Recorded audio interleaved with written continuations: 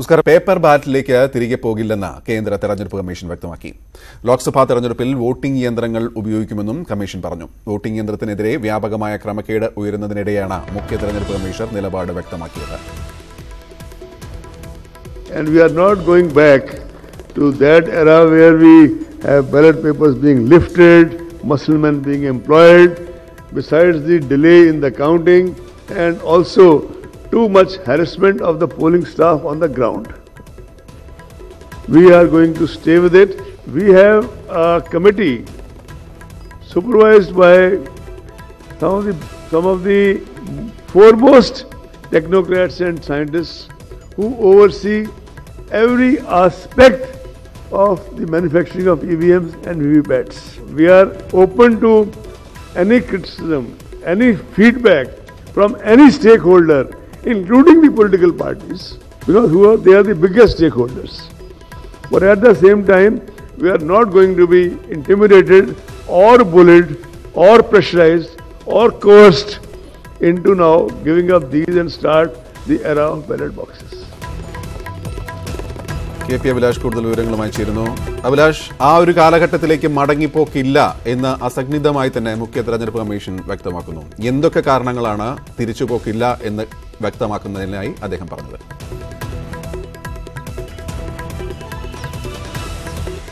ഗോപികൃഷ്ണൻ, 2014 ലോക്സഭാ തെരഞ്ഞെടുപ്പുകളിലും ചില നിയമസഭാ തെരഞ്ഞെടുപ്പുകളിലും വോട്ടിംഗ് മെഷീനിൽ കൃത്രിമം നടന്നുവെന്നും ആ തരത്തിൽ തെരഞ്ഞെടുപ്പ് അട്ടിമറിക്കപ്പെട്ടുവെന്നുമുള്ള അമേരിക്കൻ ഹാക്കറുടെ വെളിപ്പെടുത്തലിന്റെ പശ്ചാത്തലത്തിൽ കൂടിയാണ് മുഖ്യ തെരഞ്ഞെടുപ്പ് കമ്മീഷൻ സുനിൽ അറോറ വ്യക്തത വരുത്തുന്നത്. പഴയ കാലഘട്ടത്തിലേക്ക് ബാലറ്റ് പേപ്പറിന്റെ യുഗത്തിലേക്ക് തിരിച്ചു പോകാൻ തെരഞ്ഞെടുപ്പ് കമ്മീഷന് സാധിക്കില്ല എന്ന് അദ്ദേഹം അസന്നിഗ്ധമായി പറയുന്നുണ്ട്. അതിന് കാരണമായി അദ്ദേഹം പറയുന്നത് ലോകത്തിലെ തന്നെ ഏറ്റവും വലിയ ജനാധിപത്യ രാജ്യമാണ് ഇന്ത്യ. അത്തരത്തിൽ ഏറ്റവും വലിയ ജനാധിപത്യ വോട്ടിംഗ് പ്രക്രിയയാണ് ഇന്ത്യയിൽ നടക്കുന്നത്. കോടിക്കണക്കിന് സമ്മതിദാന അവകാശകരാണ് അത് ലോക്സഭാ തെരഞ്ഞെടുപ്പിൽ പങ്കാളികളാകുന്നതും വോട്ട് വിനിയോഗിക്കുന്നതും. അതുകൊണ്ട് തന്നെ കോടിക്കണക്കിന് ബാലറ്റ് പേപ്പറുകൾ അച്ചടിച്ച് ഇറക്കേണ്ടതുണ്ട്. ഇത് ശ്രമകരമായ ഒരു ദൗത്യമാണ്. ഇതിന് വളരെയധികം സമയം വേണ്ടി വരുന്നുണ്ട്. വലിയ തെറ്റുകൾ ബാലറ്റ് പേപ്പർ അച്ചടിച്ച് ഇറക്കുമ്പോൾ തന്നെ ചില തെറ്റുകൾ സംഭവിക്കാറുണ്ട്. ആ തെറ്റുകൾ പരിഹരിക്കുന്നതിന് വലിയ തോതിൽ സമയം വേണ്ടി വരുന്ന സാഹചര്യമുണ്ട്. മറ്റൊന്ന്, ഈ ബാലറ്റ് പേപ്പറുകൾ സൂക്ഷിക്കുന്നതിനുള്ള ബുദ്ധിമുട്ടുകളാണ്. പഴയ കാലഘട്ടമല്ല ഇപ്പോഴുള്ളത്. സാഹചര്യം മാറിയിരിക്കുന്നു. സാങ്കേതിക രംഗത്ത് വലിയ മാറ്റങ്ങൾ വന്നിട്ടുണ്ട്. അതുകൊണ്ട് തന്നെ ഈ ബാലറ്റ് പേപ്പറുകൾ സൂക്ഷിക്കുന്നതടക്കമുള്ള കാര്യങ്ങൾ വളരെ ശ്രമകരമായ ദൗത്യമായി മാറുന്നുണ്ട്. സുരക്ഷാ ഉദ്യോഗസ്ഥരെ അടക്കം കൂടുതലായി വിന്യസിക്കേണ്ട പശ്ചാത്തലമുണ്ട്. വോട്ടിംഗ് പ്രക്രിയ തന്നെ വളരെ നീണ്ടുപോകുന്ന ഒരു സാഹചര്യം ഉണ്ടാകുന്നു. നമുക്കറിയാം, പലപ്പോഴും 6-7 ഘട്ടങ്ങളായി മാത്രമാണ് ഇപ്പോൾ ലോക്സഭാ തെരഞ്ഞെടുപ്പ് ഇലക്ട്രോണിക് വോട്ടിംഗ് മെഷീൻ വന്നതിന് ശേഷം നടക്കുന്നതെങ്കിൽ ബാലറ്റ് പേപ്പറിലേക്ക് തിരിച്ചുപോയാൽ വോട്ടിംഗ് എന്നത് തന്നെ വളരെ നീണ്ട ഒരു പ്രക്രിയയായി മാറുന്ന സാഹചര്യമുണ്ട്. വളരെയധികം സമയം വോട്ടിംഗ് പ്രക്രിയയ്ക്ക് വേണ്ടി വരുന്നു.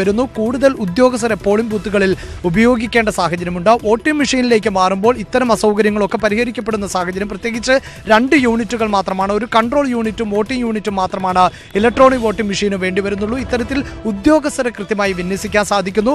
പിന്നീട് തെരഞ്ഞെടുപ്പ് പൂർത്തിയായതിനു ശേഷം ഈ ബാലറ്റ് പേപ്പറുകൾ സൂക്ഷിക്കുന്നതും ഏറെ ശ്രമകരമായ ദൗത്യമായി മാറുന്നു എന്ന് മുഖ്യ തെരഞ്ഞെടുപ്പ് കമ്മീഷൻ പറയുന്നു. അതോടൊപ്പം മറ്റൊരു കാര്യം കൂടി അദ്ദേഹം സൂചിപ്പിക്കുന്നുണ്ട്. ഓരോ ലോക്സഭാ മണ്ഡലങ്ങളിലും ലക്ഷക്കണക്കിന് വോട്ടർമാർ വോട്ട് രേഖപ്പെടുത്തുമ്പോൾ ഈ വോട്ട് എണ്ണി തിട്ടപ്പെടുത്തി ആര് വിജയിച്ചു പരാജയപ്പെട്ടു എന്നതടക്കമുള്ള കാര്യങ്ങൾ പ്രഖ്യാപിക്കുന്നതടക്കം സങ്കീർണതകൾ നിറഞ്ഞ ഒരു പ്രക്രിയയാണുള്ളത് എന്ന് അദ്ദേഹം പറയുന്നു. അതേസമയം വോട്ടിംഗ് മെഷീനിൽ വോട്ടെടുപ്പ് നടന്നതോടുകൂടി ഇത്തരം സങ്കീർണതകൾ ഒഴിവാക്കാൻ സാധിച്ചിട്ടുണ്ട് എന്നും തെരഞ്ഞെടുപ്പ് കമ്മീഷൻ വ്യക്തമാക്കുന്നുണ്ട്. ഒരു ഭാഗത്ത് നമുക്കറിയാം, 2014 ലോക്സഭാ തെരഞ്ഞെടുപ്പിൽ അട്ടിമറി നടന്നു എന്ന അമേരിക്കൻ ഹാക്കറുടെ വെളിപ്പെടുത്തലിനെ തുടർന്ന് രാഷ്ട്രീയമായ ഇനിയൊരു മടങ്ങിപ്പോക്ക്, പേപ്പർ ബാലറ്റിലേക്കുള്ള മടങ്ങിപ്പോക്ക് ഇല്ല എന്ന് തെരഞ്ഞെടുപ്പ് കമ്മീഷൻ വ്യക്തമാക്കുന്നു. ഇപ്പോൾ ടോം വടക്കൻ ചേരുന്നു. ശ്രീ ടോം വടക്കൻ, അസന്നിഗ്ധമായി തന്നെ തെരഞ്ഞെടുപ്പ് കമ്മീഷൻ പറയുന്നു വോട്ടിംഗ് ബാലറ്റ് പേപ്പറിലേക്ക് തിരിച്ചു പോകുന്ന ആ ഒരു പഴയ കാലത്തിലേക്ക് ഇനി തിരിച്ചുപോക്കില്ല എന്ന്. എങ്ങനെ പ്രതികരിക്കുന്നു? ഒരു ആർബിട്രറി ഡിസിഷനാണ്. കാരണം പൊളിറ്റിക്കൽ പാർട്ടീസിനെയും സ്റ്റേക്ക് ഹോൾഡേഴ്സിനെ കൺസൾട്ട് ചെയ്യാതെ ഒരു ഡിസിഷനാണ് അവരുടെ. ഇത് തീർച്ചയായും ചാലഞ്ചബിൾ ആണ്. എങ്കിലും വേറെ ഓൾട്ടർനേറ്റീവ്സ് വയ മീഡിയാസ് അവർ കൊണ്ടുവരണം. ഡിസ്കഷൻ ഇല്ലാതെ ഇതൊരു ഡെമോക്രാറ്റിക് സിസ്റ്റമാണ്. ഒരു ഡിക്റ്റേറ്ററിയൽ ട്രെൻഡ് നടക്കത്തില്ല. ഇൻസ്റ്റിറ്റ്യൂഷൻസ് ആണ്. പക്ഷെ ഇൻസ്റ്റിറ്റ്യൂഷൻസിന്റെ grip of the present government ഉള്ള സിറ്റുവേഷൻ ആണത്. അങ്ങനത്തെ ഒരു സാഹചര്യത്തിൽ തീർച്ചയായും ഒരു ഡിസ്കഷനോ എന്താണ് അതിന്റെ പ്രശ്നം, ഞങ്ങൾ കേസ് ഫയൽ ചെയ്യുന്നു ആ ഇൻഡിവിജ്വലിന്റെ എതിരെ ഡിഫമേഷൻ ആയിട്ടും സിവിൽ ക്രിമിനൽ എന്തൊക്കെയായാലും എങ്കിലും ഒരു ബേസിക് ക്വസ്റ്റ്യൻ ഉണ്ട്. EVM-നെ ചാലഞ്ച് ചെയ്ത് ചില വിഷയങ്ങൾ കൊണ്ടുവന്നിട്ടുണ്ട് പബ്ലിക് ഡൊമൈനിൽ. അത് കഴിഞ്ഞ് നിങ്ങൾ ഇങ്ങനെ ഒരു ഡിസിഷൻ നിങ്ങൾ പ്രഖ്യാപിക്കുന്നു. ഒരു പബ്ലിക് കണക്ട് ഉണ്ടാവണം ഇൻസ്റ്റിറ്റ്യൂഷൻസിനെ. അത് ജനറൽ പബ്ലിക്കിന്റെ മാൻഡേറ്റ് ആണ്. ഡെമോക്രസിയുടെ ഫണ്ടമെന്റൽസ് ആണ് EVM മെഷീൻ വഴി ജനങ്ങളുടെ റിസൾട്ട് വരുന്നത്. അതിനെ നിങ്ങൾ ബ്ലോക്ക് ചെയ്യാനുള്ള ശ്രമം തീർച്ചയായും ഒരു അക്സെപ്റ്റബിൾ ഡിസിഷൻ ആയിട്ട് ഞാൻ കാണുന്നു. ഇദ്ദേഹം ഇന്ന് പറഞ്ഞ വാക്കുകളിൽ ഇതിന്റെ സ്റ്റേക്ക് ഹോൾഡേഴ്സിനുള്ള പരാതികൾ അത് ഏതർത്ഥത്തിലും അഡ്രസ് ചെയ്യാമെന്ന് പറയുന്നു. മാത്രമല്ല ഇനിയും ഈ രീതിയിലുള്ള വിശകലനങ്ങൾ വിദഗ്ധരെ ഉൾപ്പെടുത്തുള്ള വിശകലനങ്ങൾ ആവാന്ന് പറയുന്നു. അപ്പോൾ ഏതായാലും തെരഞ്ഞെടുപ്പ് കമ്മീഷൻ ഒരു പിന്നോട്ട് പോക്കില്ല എന്ന് പ്രഖ്യാപിച്ച സ്ഥിതിക്ക് ഇനിയിപ്പോൾ VVPAT കൂടുതൽ സ്ഥലത്ത് വെക്കണം, അതല്ലെങ്കിൽ കൂടുതൽ സുതാര്യമാകണം, അത്തരം ഡിമാൻഡുകളായിരിക്കുമോ ഇനി മറ്റു പാർട്ടികളിൽ നിന്നുണ്ടാവുക? അതേപോലെ ഞങ്ങൾ മറ്റു പാർട്ടികളായിട്ട് കൺസൾട്ട് ചെയ്തിട്ട് ഡിസിഷനിൽ എത്തും. കാരണം ഒരു കൺസെൻസസ് ഇമർജ് ചെയ്യാൻ നേരം പിടിക്കില്ല. തീർച്ചയായും ഡെമോക്രസിയിൽ ഒരു സിംഗിൾ പാർട്ടി സിസ്റ്റം അല്ലല്ലോ ഇത്. ഭാരതീയ ജനതാ പാർട്ടി തീരുമാനിച്ചു നിങ്ങൾക്കത് അക്സെപ്റ്റബിൾ അല്ല എന്ന് പറഞ്ഞാൽ അത് ഇലക്ഷൻ കമ്മീഷൻ അക്സെപ്റ്റ് ചെയ്യുന്നു പറഞ്ഞാൽ അത് നടക്കത്തില്ല ഇന്ത്യയിൽ. അപ്പോൾ ഒരു കൺസെൻസസ് ഇമർജ് ചെയ്താൽ പൊളിറ്റിക്കൽ പാർട്ടീസിന്റെ പൊസിഷനൊക്കെ കൺസൾട്ട് ചെയ്തിട്ട് ഞങ്ങൾ പ്രതികരിക്കും. തീർച്ചയായും ഈ ഒരു വിഷയത്തിൽ തെരഞ്ഞെടുപ്പ് കമ്മീഷൻ ഏകപക്ഷീയമായി നിലപാടുകൾ എടുക്കുന്നു എന്നുള്ളത് തന്നെയാണ് പ്രതിപക്ഷ ആരോപണം. തീർച്ചയായും. വളരെ നന്ദി ശ്രീ ടോം വടക്കൻ. അഭിലാഷിലേക്ക് തിരിച്ചു വന്നു കഴിഞ്ഞാൽ, അഭിലാഷ്, എന്തൊക്കെ കാരണങ്ങളാലാണ് ഈ മറ്റേ ബാലറ്റ് പേപ്പറിലേക്ക് തിരിച്ചു പോകാൻ പറ്റാത്തത്? അതിന്റെ പ്രായോഗിക ബുദ്ധിമുട്ടുകൾ അത് തെരഞ്ഞെടുപ്പ് കമ്മീഷൻ പറഞ്ഞു. പക്ഷേ വലിയ തോതിൽ പരാതികൾ ഉയരുന്നു, വലിയ തോതിൽ വിവാദങ്ങൾ ഉണ്ടാകുന്നു. അതിന്റെ അടിസ്ഥാനത്തിൽ ഇപ്പോൾ കോൺഗ്രസ് നേതാക്കൾ തന്നെ പറഞ്ഞതുപോലെ കൂടുതൽ സുതാര്യമാക്കാൻ എന്താണ് ചെയ്യാൻ ഉദ്ദേശിക്കുന്നത്? അതോ ഒരു അടഞ്ഞ വാതിൽ പോലെ ഞങ്ങൾ ഇനി മാറ്റില്ല എന്ന പ്രഖ്യാപനമാണോ? അതോ ചർച്ചകൾക്കും കൂടുതൽ സുതാര്യമാക്കാനും ജനങ്ങൾക്ക് കൂടുതൽ വിശ്വാസമാക്കാനുമുള്ള വഴികൾ തേടുന്നതിനെ പറ്റി തെരഞ്ഞെടുപ്പ് കമ്മീഷൻ വല്ലതും പറഞ്ഞോ?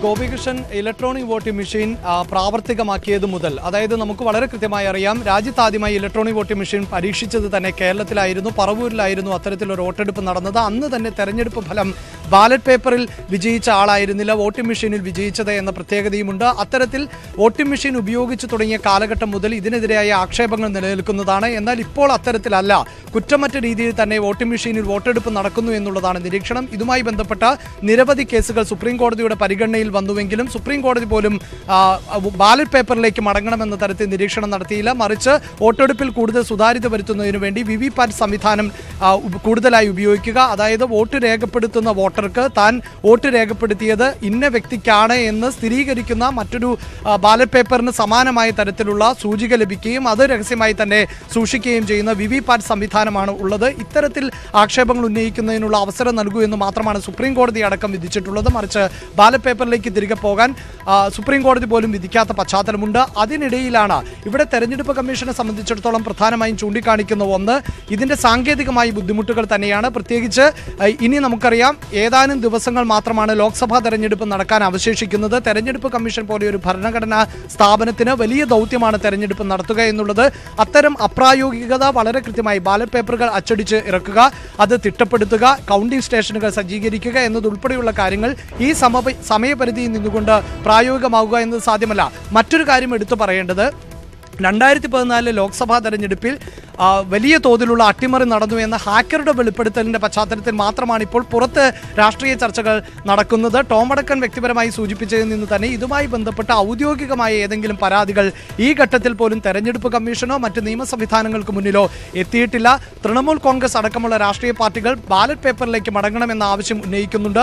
വളരെ നേരത്തെ തന്നെ ഈ ഇത്തരത്തിൽ വോട്ടിംഗ് മെഷീനുകളിൽ ക്രമക്കേട് നടത്താൻ സാധിക്കുമെന്ന ആരോപണം AAP ഉൾപ്പെടെയുള്ള രാഷ്ട്രീയ പാർട്ടികൾ ഉന്നയിക്കുകയും ഒക്കെ ചെയ്തിട്ടുണ്ടെങ്കിലും ഇപ്പോഴത്തെ പശ്ചാത്തലത്തിൽ, അതായത് അമേരിക്കൻ ഹാക്കർ ഇങ്ങനെ ഒരു വെളിപ്പെടുത്തൽ നടത്തുന്നതുവരെ വർത്തമാനകാല സാഹചര്യത്തിൽ ഒരു രാഷ്ട്രീയ പാർട്ടിയും എതിർപ്പുകൾ ആരോപിച്ചിരുന്നില്ല എന്നത് വസ്തുതയാണ്. മാത്രമല്ല വളരെ കൃത്യമായി വോട്ടിംഗ് മെഷീനുകൾ പരിശോധിച്ച് അതിൽ കൃത്യത വരുത്തുന്നതിനും അത് സുതാര്യമാണ് എന്ന് ഉറപ്പാക്കുന്നതിനും രാഷ്ട്രീയ പാർട്ടികളുടെ പ്രതിനിധികളെ ഉൾപ്പെടുത്തിക്കൊണ്ടാണ് ഈ വോട്ടിംഗ് മെഷീനിന്റെ പ്രവർത്തനങ്ങൾ വിശദീകരിക്കുന്നതും. അത്തരത്തിൽ ഓരോ വോട്ടിംഗ് മെഷീനുകൾ ഓരോ ബൂത്തുകളിലേക്ക് എത്തിക്കുമ്പോഴും അത് പരിശോധിക്കുന്നതിനുള്ള വളരെ കൃത്യമായ സംവിധാനങ്ങൾ നിലവിലുണ്ട്. ആ സംവിധാനത്തെ ഇപ്പോൾ തൽക്കാലത്തേക്ക് മാറ്റി നിർത്താനാകില്ല എന്ന കൃത്യമായ നിരീക്ഷണം, കൃത്യമായ വാക്കുകളാണ് തെരഞ്ഞെടുപ്പ് കമ്മീഷന്റെ ഭാഗത്ത് നിന്നുണ്ടായിട്ടുള്ളത്. മാത്രമല്ല ഞാൻ നേരത്തെ സൂചിപ്പിച്ചതുപോലെ വളരെ ബൃഹത്തായ ഒരു തെരഞ്ഞെടുപ്പ് പ്രക്രിയയാണ് ഇന്ത്യയിൽ നടക്കുന്നത്. കാരണം കോടിക്കണക്കിന് വോട്ടർമാർ ഇതിൽ പങ്കാളികളാകുന്നു എന്നുള്ളത് തന്നെയാണ്. ഒരു പക്ഷേ ഇലക്ട്രോണിക് വോട്ടിംഗ് മെഷീനോട് മുഖം തിരിക്കുന്ന വികസിത രാജ്യങ്ങളിൽ പോലും ജനസംഖ്യ എന്നത് വളരെ കുറവാണ്, വോട്ടർമാരുടെ എണ്ണം വളരെ കുറവാണ്. ആ നിലയിൽ അത്രമേൽ സങ്കീർണമായ ഒന്നല്ല ബാലറ്റ് പേപ്പറുകൾ ഉപയോഗിച്ചുകൊണ്ടുള്ള വോട്ടെടുപ്പ് പ്രക്രിയ എന്നതും വളരെ കൃത്യമായി തന്നെ തെരഞ്ഞെടുപ്പ് കമ്മീഷന്റെ നിരീക്ഷണത്തിലുണ്ട്. എന്നാൽ ഇക്കാര്യങ്ങൾ തെരഞ്ഞെടുപ്പ് കമ്മീഷൻ ഒരു ഭരണഘടനാ സ്ഥാപനം എന്ന നിലയിൽ അത്തരത്തിലുള്ള ഒരു രാഷ്ട്രീയ പരാമർശങ്ങളിലേക്കോ മറ്റ് പരാമർശങ്ങളിലേക്കോ ഒന്നും തെരഞ്ഞെടുപ്പ് കമ്മീഷന് കടന്നു പോകാൻ സാധിക്കില്ല. ഔദ്യോഗികമായ വാക്കുകൾ മാത്രമായിരിക്കും തെരഞ്ഞെടുപ്പ് കമ്മീഷന്റെ ഭാഗത്ത് നിന്ന് ഉണ്ടാവുക. തീർച്ചയായും അദ്ദേഹം ഈ ഘട്ടത്തിൽ നടത്തിയ പ്രതികരണത്തിൽ നിന്ന് മറ്റ് രാഷ്ട്രീയ പാർട്ടികളുടെ വിമർശനങ്ങളെയോ എതിർപ്പുകളെയോ തള്ളിക്കളയുന്നു എന്നോ ഈ സുതാര്യത ഉറപ്പാക്കണമെന്ന ആവശ്യവുമായി മറ്റ് രാഷ്ട്രീയ പ്രസ്ഥാനങ്ങൾ സമീപിച്ചാൽ അത് തള്ളിക്കളയുമെന്നോ എന്ന തരത്തിലുള്ള ഒരു പരാമർശത്തിനും തയ്യാറായിട്ടില്ല. പക്ഷേ നമ്മുടെ രാജ്യത്ത് ഇലക്ട്രോണിക് വോട്ടിംഗ് മെഷീനുകൾ ഉപയോഗിച്ചുള്ള വോട്ടെടുപ്പുകളാണ് കഴിഞ്ഞ നിയമസഭാ തെരഞ്ഞെടുപ്പുകളിൽ അടക്കം നടന്നിട്ടുള്ളത്. രാഷ്ട്രീയമായ ആരോപണ പ്രത്യാരോപണങ്ങൾ ഒരു ഭാഗത്ത് നടക്കുന്നുണ്ട് എന്നത് മാത്രമാണ് വസ്തുത എന്നതുകൂടി മനസ്സിലാക്കേണ്ടതുണ്ട്. പക്ഷേ അത്തരം രാഷ്ട്രീയ ആരോപണ പ്രത്യാരോപണങ്ങളൊന്നും തന്നെ തെരഞ്ഞെടുപ്പ് കമ്മീഷനെ സംബന്ധിച്ചിടത്തോളം ഔദ്യോഗികമായി ഒന്നായി കണക്കാക്കാൻ പറ്റില്ല. മാത്രമല്ല തെരഞ്ഞെടുപ്പ് കമ്മീഷനെതിരെ അമേരിക്കൻ ഹാക്കർ നടത്തിയ വെളിപ്പെടുത്തൽ 2014 ലോക്സഭാ തെരഞ്ഞെടുപ്പിൽ ഇലക്ട്രോണിക് വോട്ടിംഗ് മെഷീനുകളിൽ ക്രമക്കേട് നടത്തിയത് തെരഞ്ഞെടുപ്പ് കമ്മീഷന്റെ കൂടി അറിവോടുകൂടിയായിരുന്നു എന്നുള്ളതാണ്. അവിടെ കൃത്യമായി തെരഞ്ഞെടുപ്പ് കമ്മീഷൻ നിയമ നടപടികൾ സ്വീകരിച്ചു കഴിഞ്ഞിരിക്കുന്നു. ഡൽഹി പോലീസിന് ഇതുമായി ബന്ധപ്പെട്ട പരാതി നൽകിയിട്ടുണ്ട്. ഡൽഹി പോലീസ് ഈ വിഷയത്തിൽ കൃത്യമായി എഫ്ഐആർ രജിസ്റ്റർ ചെയ്യുകയും അന്വേഷണ നടപടികളുമായി മുന്നോട്ട് പോവുകയും ചെയ്യുന്നുണ്ട്. മറ്റൊരു വസ്തുത കൂടി എടുത്തു പറയേണ്ടത്, ഇത്തരം ഒരു ആരോപണം ദേശീയ തലത്തിൽ വലിയ തോതിൽ ചർച്ചയായെങ്കിൽ പോലും ഹാക്കർ ഇത്തരം വെളിപ്പെടുത്തൽ നടത്തിയപ്പോൾ പോലും ഏത് നിലയിലാണ് ഇലക്ട്രോണിക് വോട്ടിംഗ് മെഷീൻ ഹാക്ക് ചെയ്യപ്പെട്ടത് എന്ന് അദ്ദേഹം വെളിപ്പെടുത്താൻ തയ്യാറായിരുന്നില്ല. അങ്ങനെ ഒരു മാതൃക പോലും കാണിക്കാൻ ഈ വെളിപ്പെടുത്തൽ നടത്തിയ ഹാക്കർക്ക് സാധിച്ചില്ല എന്നത് ഈ വാർത്താ സമ്മേളനം വിളിച്ചുകൂട്ടിയ ലണ്ടനും വാർത്താ സമ്മേളനം വിളിച്ചുകൂട്ടിയ മാധ്യമപ്രവർത്തകർ തന്നെ സമ്മതിക്കുന്ന സാഹചര്യവുമുണ്ട്. ഒരു പക്ഷേ വരും ദിവസങ്ങളിൽ ഇലക്ട്രോണിക് വോട്ടിംഗ് മെഷീനെതിരെ കൂടുതൽ പരാതികൾ ഉയരുകയോ നിയമപരമായ നടപടികളിലേക്ക് രാഷ്ട്രീയ പാർട്ടികൾ നീങ്ങുകയോ ചെയ്താൽ ആ സാഹചര്യത്തിൽ തീർച്ചയായും തെരഞ്ഞെടുപ്പ് കമ്മീഷൻ നിലവിലെ സാഹചര്യം പുനഃപരിശോധിക്കുവാനുള്ള സാധ്യതയുണ്ട്. എങ്കിലും ഇതിന്റെ അപ്രായോഗികത തന്നെയാണ് തെരഞ്ഞെടുപ്പ് കമ്മീഷൻ മുന്നോട്ട് വയ്ക്കുന്നത്. അങ്ങനെ ഒരു തിരിച്ചുപോക്ക് സാധ്യമല്ല എന്ന് ബാലറ്റ് പേപ്പറിലേക്ക് തിരിച്ചില്ല എന്ന് തെരഞ്ഞെടുപ്പ് കമ്മീഷൻ വ്യക്തമാക്കുന്നു. മറ്റു വാർത്തകളിലേക്ക്, ഹാരിസൺ കമ്പനിയുടെ കൈവശമുള്ള മുഴുവൻ എസ്റ്റേറ്റിൽ നിന്നും നികുതി പിരിക്കാനുള്ള തീരുമാനം മന്ത്രിസഭായോഗം ചർച്ച ചെയ്തില്ല. നികുതി പിരിക്കാനുള്ള റവന്യൂ സെക്രട്ടറിയുടെ നീക്കം റവന്യൂ മന്ത്രി ഇടപെട്ട് തടഞ്ഞു. വൈദ്യുതി ചാർജ് വർധനവ് അടക്കമുള്ള കാര്യങ്ങളും മന്ത്രിസഭ ചർച്ച ചെയ്യും. അരുൺ ചേരുന്നു. അരുൺ, ഹാരിസൺ നികുതിയുടെ കാര്യത്തിൽ എന്താണ് സംഭവിച്ചത്? ഗോപി, ഹാരിസന്റെ തോട്ടങ്ങൾ നേരത്തെ സർക്കാർ ഏറ്റെടുത്തിരുന്നു. ഇതിനെതിരെ ഹൈക്കോടതി വിധിയുണ്ട്. തോട്ടങ്ങൾ ഹാരിസന് വിട്ടുകൊടുക്കണം. സ്പെഷ്യൽ ഓഫീസർ ഏറ്റെടുക്കൽ നോട്ടീസ് നൽകിയ തോട്ടങ്ങൾ വിട്ടുകൊടുക്കാൻ നേരത്തെ ഹൈക്കോടതി വിധിയുണ്ട്. ഈ വിധിയുടെ മറപിടിച്ചുകൊണ്ട് ഹാരിസന്റെ മുഴുവൻ തോട്ടങ്ങളിൽ നിന്നും കരം തിരിക്കാനായിരുന്നു റവന്യൂ വകുപ്പിന്റെ റവന്യൂ ഉദ്യോഗസ്ഥരുടെ ശ്രമം. പ്രത്യേകിച്ചും റവന്യൂ സെക്രട്ടറിയാണ് ഇത്തരം ഒരു നീക്കത്തിന് നേതൃത്വം നൽകിയത്. സ്പെഷ്യൽ ഓഫീസർ ഏറ്റെടുക്കൽ നോട്ടീസ് നൽകിയ മുഴുവൻ തോട്ടങ്ങളിലും കരം സ്വീകരിക്കാനായിരുന്നു ശ്രമം. അതിന് അടിസ്ഥാനമായി സർക്കാർ റവന്യൂ പറയുന്നത് തെന്മലയിലെ റിയ എസ്റ്റേറ്റ് ഹാരിസണിലുള്ള ഭൂമി റിയ ഗ്രൂപ്പ് വാങ്ങുകയായിരുന്നു. ഈ എസ്റ്റേറ്റിന്റെ നികുതി വാങ്ങി പോക്കുവരവ് ചെയ്തു കൊടുക്കാൻ ഹൈക്കോടതി ഉത്തരവുണ്ട്. ഈ ഉത്തരവിന്റെ മറവിൽ മുഴുവൻ തോട്ടങ്ങളിൽ നിന്നും നികുതി പിടിക്കാനായിരുന്നു നീക്കം. ഇന്നലെ വൈകി റവന്യൂ മന്ത്രി ഇ ചന്ദ്രശേഖരൻ ഇതിന്റെ ഫയൽ എത്തുന്നു. മന്ത്രിസഭാ യോഗത്തിൽ പരിഗണിക്കണമെന്നായിരുന്നു റവന്യൂ വകുപ്പ് മുന്നോട്ട് വെച്ച നിർദ്ദേശം. പക്ഷേ ഈ സാഹചര്യത്തിൽ അത് വേണ്ട എന്ന മന്ത്രി ഉറച്ച നിലപാടെടുത്തു. കാരണം നിയമസഭാ സമ്മേളനം ചേരുകയാണ്. മാത്രവുമല്ല, ഇപ്പോൾ ഇതൊരു ഇത്തരം നടപടി ഉണ്ടായാൽ അത് വലിയ തിരിച്ചടി സർക്കാരിന് ലോക്സഭാ തെരഞ്ഞെടുപ്പിലും തുടരുക. ഇപ്പോൾ സുശീല ഭട്ട് ഈ കേസ് ഏറെ കൈകാര്യം ചെയ്ത സുശീല ഭട്ട് ഈ ഘട്ടത്തിൽ നമ്മളോട് കൂടെ ചേരുന്നു. മാഡം, ഈ നികുതി പിരിക്കാനുള്ള റവന്യൂ സെക്രട്ടറിയുടെ നീക്കം റവന്യൂ മന്ത്രി ഇടപെട്ട് തടഞ്ഞു എന്നാണ് മനസ്സിലാക്കുന്നത്. ഈ നീക്കത്തെ എങ്ങനെയാണ് കാണുന്നത്? ഞാന് ശ്രീ ചന്ദ്രശേഖരൻ ബഹുമാനപ്പെട്ട റവന്യൂ മന്ത്രിയെ അഭിനന്ദിക്കുന്നു. കാരണം അദ്ദേഹത്തിന്റെ സത്യസന്ധതയുടെയും ആത്മാർത്ഥതയുടെയും ഒരു പ്രതിഫലനമാണ് ഈ തീരുമാനം എന്ന് വേണം കരുതാൻ. അദ്ദേഹം എടുത്ത ഈ കർക്കശ നിലപാട് ഇനിയും തുടരണം, വെള്ളം ചേർക്കാതെ. അങ്ങനെയാണെങ്കിൽ ഇവിടത്തെ മൊത്തം ഭൂരഹിതരും പിന്നെ പട്ടയത്തിന് വേണ്ടി ഇങ്ങനെ ഇറങ്ങി നടക്കുന്നവർക്കും ഒരു നല്ലൊരു ആശ്വാസമായിരിക്കും ഈ തീരുമാനം. അതുകൊണ്ട് ഞാൻ ഇതുമായിട്ട് മുന്നോട്ട് പോകണമെന്ന് മാത്രമേ ഈ അവസരത്തിൽ റവന്യൂ മന്ത്രിയോടും മുഖ്യമന്ത്രിയോടും അഭ്യർത്ഥിക്കാനുള്ളത്. മാഡം, ഒരു കാര്യം കൂടി, കോടതി വിധിയുള്ളതാണ്. ഈ വിധിയുടെ ചുവട് പിടിച്ച് ഒരുപാട് ആനുകൂല്യങ്ങൾ നൽകാൻ ഈ റവന്യൂ സെക്രട്ടറി തലത്തിൽ ശ്രമങ്ങൾ നടന്നതായി കരുതുന്നുണ്ടോ? അതേ ഒത്തിരി 2016 മുതൽ ഈ ഫയലുകളൊക്കെ നീങ്ങിയിരുന്നത് ഈ ഹാരിസൺ കമ്പനി കള്ള കമ്പനിയാണ്. വിദേശി കമ്പനികളുടെ ഒത്താശയോടെ വ്യാജരേഖകൾ ചമച്ച് മൊത്തം 1 ലക്ഷത്തോളം ഏക്കർ ഭൂമി കൈവശം വെച്ചെന്ന് അസന്നിഗ്ധമായി തെളിയിക്കപ്പെട്ടതാണ്. ആ വസ്തുതകളൊക്കെ മറച്ചുവെച്ച് ഇവർക്ക് വേണ്ടി മാത്രം ഫയലുകൾ നീക്കി മുന്നോട്ട് പോയിക്കൊണ്ടിരുന്നു. നയപ്രഖ്യാപനങ്ങൾ നടത്തി എല്ലാം ഇവർക്ക് വേണ്ടി മാത്രമായിരുന്നു ചെയ്തുകൊണ്ടിരുന്നത്. അതൊരു ശരിക്കും പറഞ്ഞാൽ ജനങ്ങളോട് കാണിച്ച വഞ്ചനയായിരുന്നു. പക്ഷെ അതിനെതിരെ ഇപ്പോൾ റവന്യൂ മന്ത്രി വളരെ സത്യസന്ധമായിട്ട് ഒരു നിലപാടെടുത്തു എന്ന് പറയുമ്പോൾ തന്നെ ഒരു ആശ്വാസകരമായ ഒരു നിലപാടായിട്ടാണ് എനിക്ക് തോന്നുന്നത്.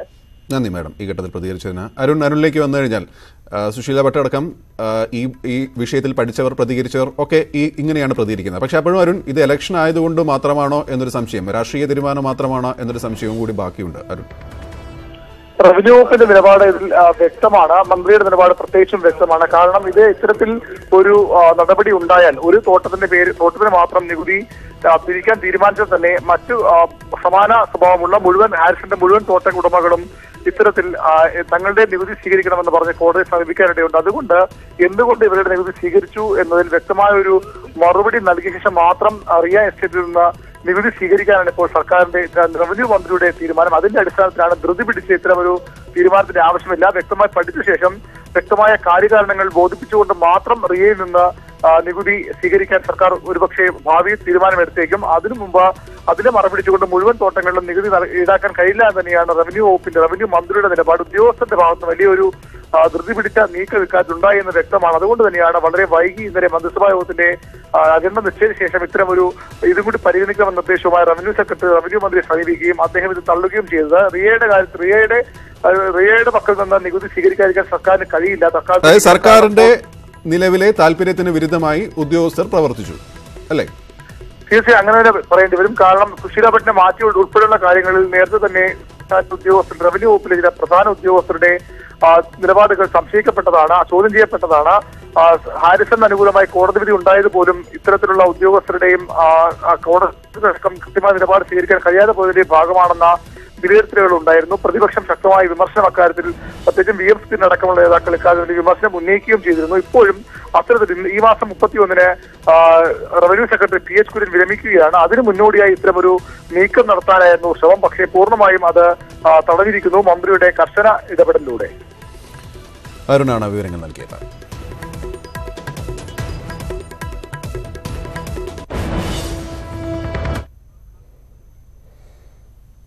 പട്ടികജാതി ഉടൻ അറസ്റ്റ് ചെയ്തതെന്ന് സുപ്രീം കോടതി സ്റ്റേ ചെയ്യാനാണ് വിസമ്മതിച്ചത്. ഉണ്ണി ചേരുന്നു. ഉണ്ണി, എന്തൊക്കെയാണ് കോടതിയിൽ സംഭവിച്ചത്?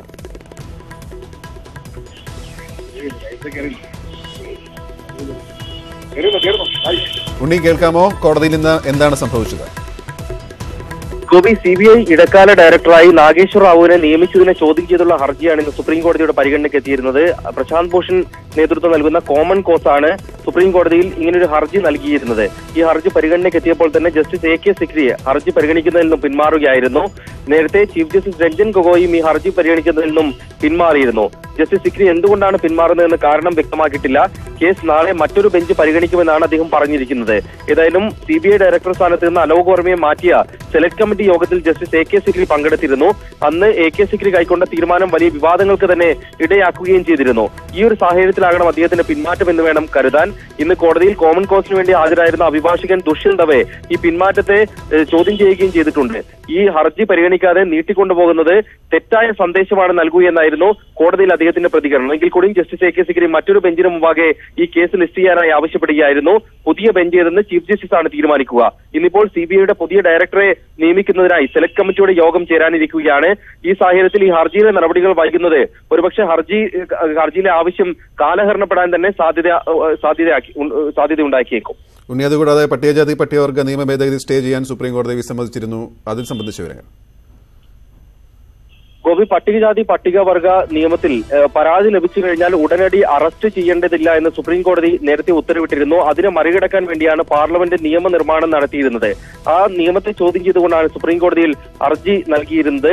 അടിയന്തരമായി പാർലമെന്റ് കൊണ്ടുവന്ന നിയമ ഭേദഗതി സ്റ്റേ ചെയ്യണമെന്നായിരുന്നു ആവശ്യം.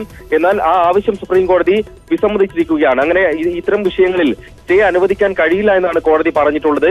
ഏതായാലും ഈ ഹർജി വിശദമായ വാദം കേൾക്കേണ്ടതുണ്ട്. മാത്രമല്ല, നേരത്തെ പ്രഖ്യാപിച്ച വിധിയെ ചോദ്യം ചെയ്തുകൊണ്ടുള്ള പുനഃപരിശോധനാ ഹർജിയും കോടതിയുടെ പരിഗണനയിലുണ്ട്. ഈ രണ്ട് ഹർജികളും ഒരുമിച്ച് പരിഗണിക്കേണ്ടതുണ്ടോ എന്ന് ചീഫ് ജസ്റ്റിസിന്റെ പരിഗണനയ്ക്കായി വിട്ടിരിക്കുകയാണ് ഇപ്പോൾ. ഉണ്ണികൃഷ്ണനാണ് വിവരങ്ങൾ നൽകിയത്.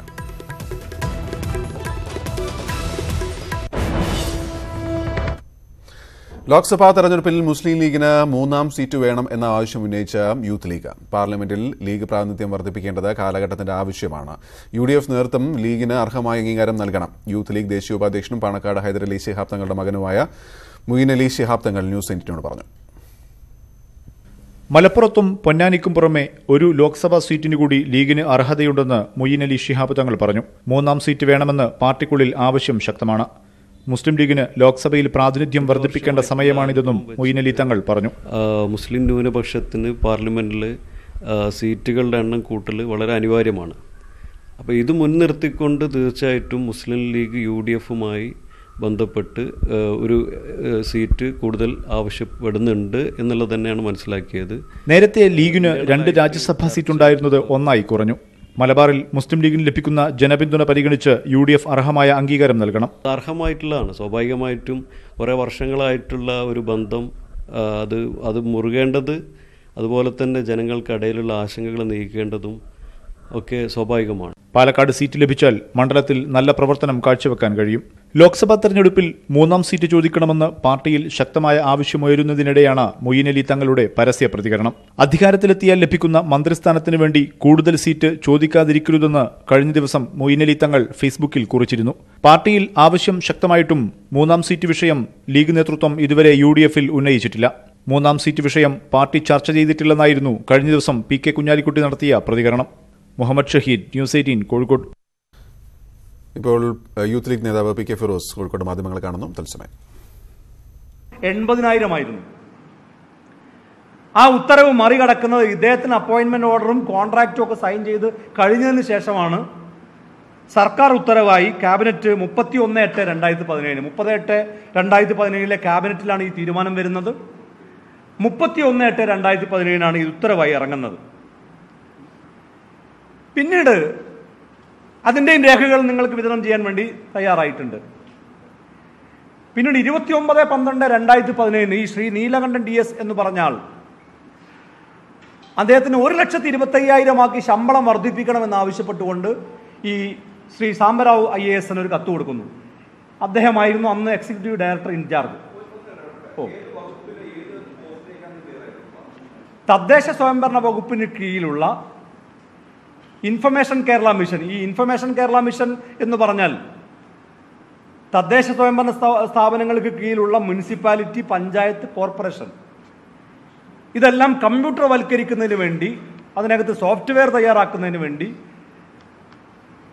നവീകരിക്കുന്നതിന് വേണ്ടി ഉണ്ടാക്കിയ ഒരു സ്ഥാപനമാണ് ഈ IKM എന്ന് പറയുന്ന ഇൻഫർമേഷൻ കേരള മിഷൻ. അതിൻ്റെ ഏറ്റവും ഉയർന്ന പോസ്റ്റായ ഡെപ്യൂട്ടി ടെക്നിക്കൽ ഡയറക്ടർ പദവിയിലാണ് ഈ പറഞ്ഞ കോലിക്കോട് കൃഷ്ണൻ നായരുടെ സഹോദരന്റെ മകനും ദാമോദരൻ നായരുടെ മകൻ കൂടിയായ ശ്രീ നീലകണ്ഠൻ DS നിയമിച്ചത്. നിയമിച്ചു കഴിഞ്ഞ് DS നിയമിച്ചു കഴിഞ്ഞ് 29/12/2017 ഇദ്ദേഹം കത്ത് കൊടുക്കുകയാണ്. ഈ KT അദീബ് നേരത്തെ കത്ത് കൊടുത്തതുപോലെ ശമ്പളം കൂട്ടിത്തരണം, ആനുകൂല്യങ്ങൾ കൂട്ടിത്തരണം എന്ന് പറഞ്ഞതുപോലെ ഒരു കത്ത് കൊടുക്കുകയാണ്. 1,25,000 ആക്കണമെന്ന് ആവശ്യപ്പെട്ടു. ആ കത്ത് പരിഗണിച്ചുകൊണ്ട് 22/5/2018 10% ഇൻക്രിമെന്റ് വർദ്ധിപ്പിക്കാൻ വേണ്ടി എക്സിക്യൂട്ടീവ് കമ്മിറ്റി തീരുമാനിക്കുകയാണ് ഈ ശ്രീ സാംബറാവു IAS നേതൃത്വത്തിൽ. എന്ന് പറഞ്ഞാൽ മാസം 1,10,000 ഒറ്റയടിക്ക്.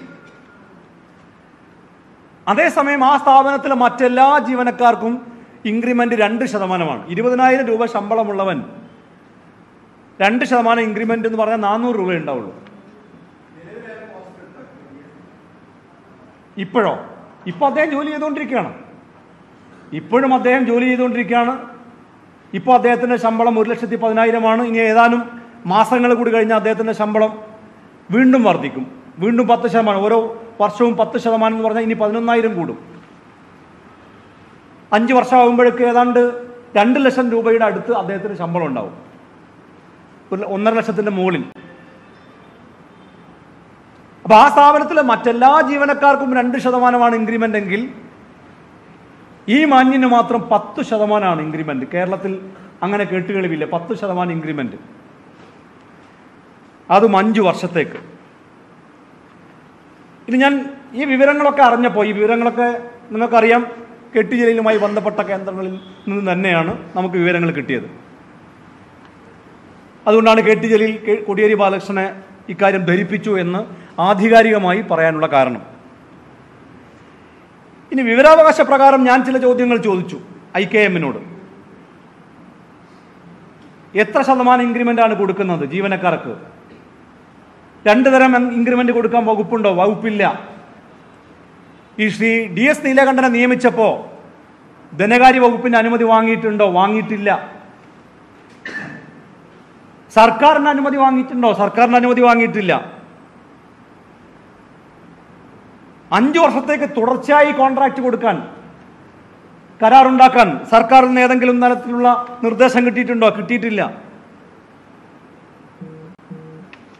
അപ്പൊ സർക്കാരിൽ നിന്ന് അനുമതി വാങ്ങാതെ ശ്രീ കോടിയേരി ബാലകൃഷ്ണന് താല്പര്യമുണ്ട് എന്ന ഒറ്റ കാരണം കൊണ്ട് അദ്ദേഹത്തിന്റെ പേഴ്സണൽ സ്റ്റാഫിൽ ഉണ്ടായിരുന്ന, നേരത്തെ അദ്ദേഹം അസിസ്റ്റന്റ് പ്രൈവറ്റ് സെക്രട്ടറി ആണ് എന്നാണ് എനിക്ക് ഓർമ്മ, ആഭ്യന്തരമന്ത്രി ആയിരിക്കെ ശ്രീ കോടിയേരി ബാലകൃഷ്ണന്റെ അസിസ്റ്റന്റ് പ്രൈവറ്റ് സെക്രട്ടറി എന്നാണ് ഓർമ്മ, അദ്ദേഹത്തെ KT ജലീൽ മന്ത്രിയാകുമ്പോൾ അദ്ദേഹത്തെ നിയന്ത്രിക്കാനും ഭരണം നടത്താനുമാണ് രാഘവനെ തന്നെ അവിടെ നിയമിച്ചത്.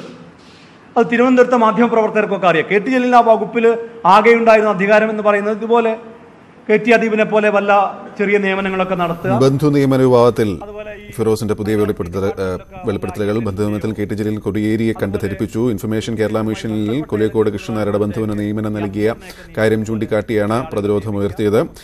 DS നീലകണ്ഠനാണ് ഇത്തരത്തിൽ അനധികൃത നിയമനം നടന്നതെന്നും PK ഫിറോസ് ആരോപിക്കുന്നു. ഇത് വെച്ചാണ് കോടിയേരിയെ KT ജലീൽ ഭീഷണിപ്പെടുത്തിയതെന്ന് PK ഫിറോസിന്റെ ആരോപണം. മറ്റു വാർത്തകളിലേക്ക്. ലോക്സഭാ തെരഞ്ഞെടുപ്പ് ഒരുക്കങ്ങൾ സജീവമായി. മുന്നണികൾ സ്ഥാനാർത്ഥി നിർണ്ണയം അടക്കമുള്ള കാര്യങ്ങൾ ചർച്ച ചെയ്യാൻ സംസ്ഥാനത്തിന് ചുമതലയുള്ള AICC general secretary Mukul Wasnik കേരളത്തിലെത്തി. വിവിധ ജില്ലകളിലെ DCC ഭാരവാഹികളുമായി മുകുൾ വാസ്നിക് ചർച്ച നടത്തും. തെരഞ്ഞെടുപ്പ് തന്ത്രങ്ങൾ ചർച്ച ചെയ്യാൻ BJP കോർ കമ്മിറ്റി യോഗം തൃശൂരിൽ ചേരുന്നു. ലോക്സഭാ തെരഞ്ഞെടുപ്പിൽ മത്സരിക്കാൻ താൽപര്യമില്ലെന്ന് PS ശ്രീധരൻപിള്ള വ്യക്തമാക്കി. ലോക്സഭാ തെരഞ്ഞെടുപ്പിൽ ശബരിമല വിഷയം BJPക്ക് ഗുണം ചെയ്യും. സഖ്യകക്ഷികളുടെ സീറ്റിന്റെ കാര്യത്തിൽ തീരുമാനമായെന്നും ശ്രീധരൻപിള്ള തൃശൂരിൽ പറഞ്ഞു. കേരള കോൺഗ്രസ് M നേതാവ് ജോസ് കെ മാണി നയിക്കുന്ന കേരള യാത്രയ്ക്ക് അല്പസമയത്തിനകം കാസർഗോഡ് നിന്നും തുടക്കമാവും. മുൻ മുഖ്യമന്ത്രി ഉമ്മൻചാണ്ടിയാണ് യാത്ര ഉദ്ഘാടനം ചെയ്യുന്നത്. വിവരങ്ങളുമായി തൃശൂരിൽ നിന്നും സുവി വിശ്വനാഥ് ചേരുന്നു. കാസർഗോഡ് നിന്ന് മനു ഭരത്തുണ്ട്. ആദ്യം സുവിയിലേക്ക്. സുവി, BJP നിർണായക യോഗങ്ങൾ എന്തൊക്കെയാണ് അവിടെ നിന്നുള്ള വിവരങ്ങൾ? ഗോപി, പ്രധാനമായും 3 യോഗങ്ങളാണ് ഇന്ന് BJPയുടെ നടക്കുന്നത്. BJPയുടെ സംസ്ഥാന നേതൃയോഗം ഇപ്പോൾ ആരംഭിച്ചു. PS Sreedharan Pillai, O Rajagopal, MT Ramesh ഉൾപ്പെടെ K സുരേന്ദ്രൻ ഉൾപ്പെടെയുള്ളവർ യോഗത്തിൽ പങ്കെടുക്കുന്നുണ്ട്. പ്രധാനമായും ശബരിമല സമരം, ഒപ്പം തന്നെ ലോക്സഭാ തെരഞ്ഞെടുപ്പ് എന്നിവയാണ് ചർച്ച ചെയ്യുക. PS ശ്രീധരൻപിള്ള വന്നപ്പോൾ മാധ്യമങ്ങൾ അദ്ദേഹത്തെ കണ്ടു. ഈ തെരഞ്ഞെടുപ്പിൽ ശബരിമല വിഷയം BJPക്ക് ഗുണം ചെയ്യും എന്നാണ് അദ്ദേഹം പ്രതികരിച്ചത്. അതോടൊപ്പം തന്നെ ഈ തെരഞ്ഞെടുപ്പിൽ സംസ്ഥാന ജനറൽ സെക്രട്ടറിമാർ മത്സരിക്കുന്നതിൽ തടസ്സമില്ല എന്നും അദ്ദേഹം പറയുകയുണ്ടായി. തനിക്ക് അധികാര രാഷ്ട്രീയത്തോട് താല്പര്യമില്ല എന്നാണ് അദ്ദേഹം പറഞ്ഞത്. മാത്രമല്ല, നേരത്തെ ശബരിമല സമരം പരാജയമായിരുന്നു എന്ന് ശ്രീധരൻപിള്ള പറഞ്ഞിരുന്നു. ഇതിന് നേരെ വിപരീതമായി ശബരിമല സമരം വിജയമായിരുന്നു എന്നും അദ്ദേഹം പറയുകയുണ്ടായി. ഒപ്പം തന്നെ BD ജയസിന്റെ ഉൾപ്പെടെയുള്ള സീറ്റിന്റെ കാര്യത്തിലും തീരുമാനമായതായാണ് അദ്ദേഹം പറഞ്ഞത്. സഖ്യകക്ഷികളുടെ സീറ്റിന്റെ കാര്യത്തിൽ തീരുമാനമായിട്ടുണ്ട്. ശബരിമല തെരഞ്ഞെടുപ്പ് എന്നിവയാണ് മുഖ്യ ചർച്ചാ വിഷയങ്ങൾ എന്നും അദ്ദേഹം പറയുകയുണ്ടായി. BJP നേതൃയോഗം ഇപ്പോൾ പുരോഗമിച്ചുകൊണ്ടിരിക്കുകയാണ്. BD ജയസിന് 8 സീറ്റാണ് ആവശ്യപ്പെട്ടിരുന്നത്. പക്ഷേ 4 സീറ്റ് നൽകാം എന്ന ഒരു ധാരണയിൽ എത്തിയതായാണ് അറിയാൻ സാധിക്കുന്നത്. ഈ കാര്യത്തിൽ ഉൾപ്പെടെ ഇന്ന് തീരുമാനമുണ്ടാകും. ഒപ്പം തന്നെ ഉച്ചയ്ക്ക് സംസ്ഥാന ഭാരവാഹി യോഗമാണ് നടക്കുക. അതിനുശേഷം ലോക്സഭാ